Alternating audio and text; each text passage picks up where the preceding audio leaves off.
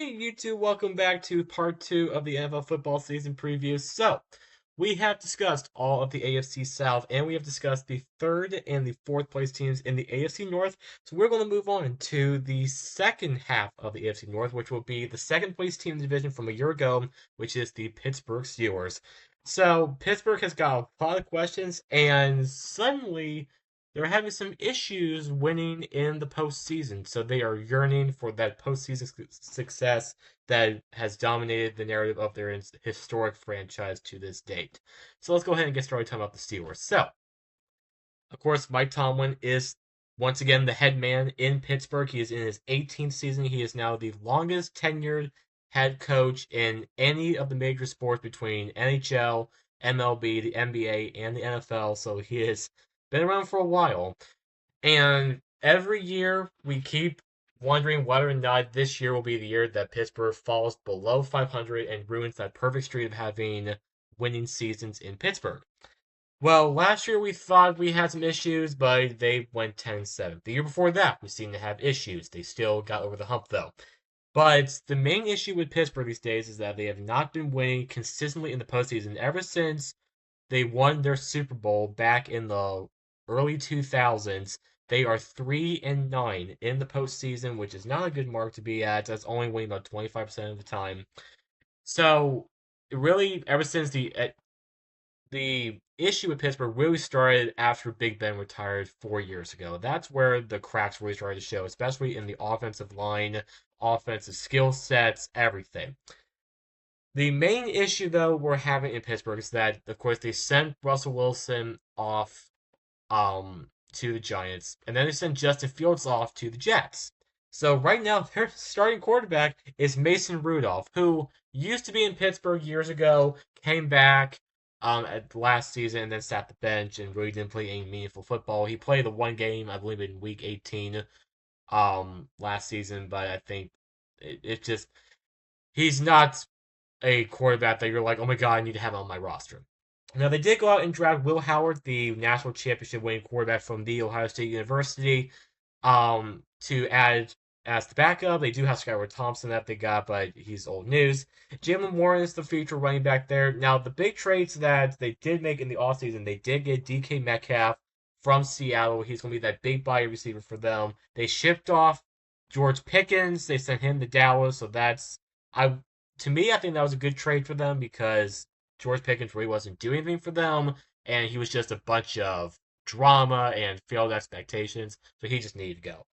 Pat Fryermuth is going to be their tight end once again. He's going to be in the middle of, I believe, his fourth season.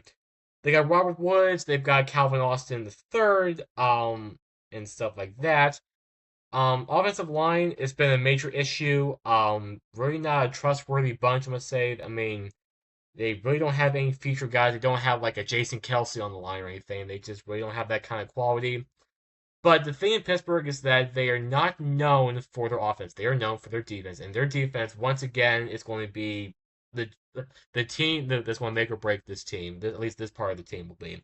So, of course, led by TJ Watt, the all pro linebacker on the outside, led by Patrick Queen, who they got from Baltimore. They also got Alex Highsmith there. They've got Darius Slay, who they picked up from Philadelphia, Minka Fitzpatrick, Joey Porter Jr., Cameron Hayward. I can go on and on and on about how many skilled defensive players that they have on that side of the ball. But that defense is going to be leaned heavily on because that offense is just not looking like a top tier offense. At least, in my opinion, definitely not in the top 15 in the league, and probably not even the top 20 in the league. So of course, Pittsburgh is known for having a winning tradition. They are 681, 585, and 22 all time. They have owned the AFC Northeast, the current one. They win handily against Cincinnati. They've got a big lead against Cleveland, and they're up by 9 games against Baltimore. So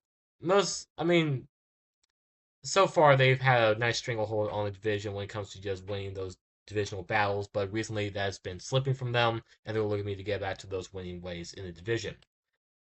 So we look at their schedule. Last season they went 10-7, lost at Baltimore in the wildcard round. Over-under for this team is 8.5 wins. And I think the same narrative is going to ride with Pittsburgh once again. They're going to get off to a slow start. They're going to look sluggish. They're not going to look so good. I have them going 2-2 before their very early bye week in week 5.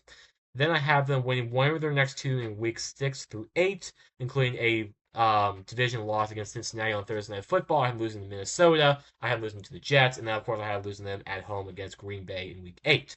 So that puts them right now at 3-4 on the season. But then I see them going on a little bit of a tear. I have them winning against Cincinnati, splitting with them, winning against the Chargers, Chicago, the Colts. But then that back half of their schedule, starting week 13, oh, it gets tough. They got Baltimore twice, Detroit, Buffalo in there. Miami is like the wild card team, and Cleveland I think is just going to stink. So I do have them sweeping Cleveland this year, but overall, I think 10-7 is going to be their record for this season. So over that 8.5 win projection, that will be getting them to be third in the AFC North. I do have them falling 2 games behind Cincinnati and then 3 games behind the Baltimore Ravens. But another winning season is I'm projecting here for the Pittsburgh Steelers, and who knows what's going to happen with Mike Tomlin after the season if they fail to win the postseason again. But in this case, I do have it going 10-7 over the 8.5 win total. And yeah, I think it's going to be just another solid season. No playoffs for this team either, so just keep that in mind. But I do not have them making the postseason for this year. Alright, so this video has been all about the Pittsburgh Steelers. So if this is your team, go ahead, like this video, comment your thoughts on what I think my record is and all the stuff. Subscribe to the channel, and in the next video, we're going to round out the AFC North. We're going to talk about the Baltimore Ravens, the two-time division champion Baltimore Ravens in the next video. Until then, this is your man Dylan signing off. I will see you in the next video.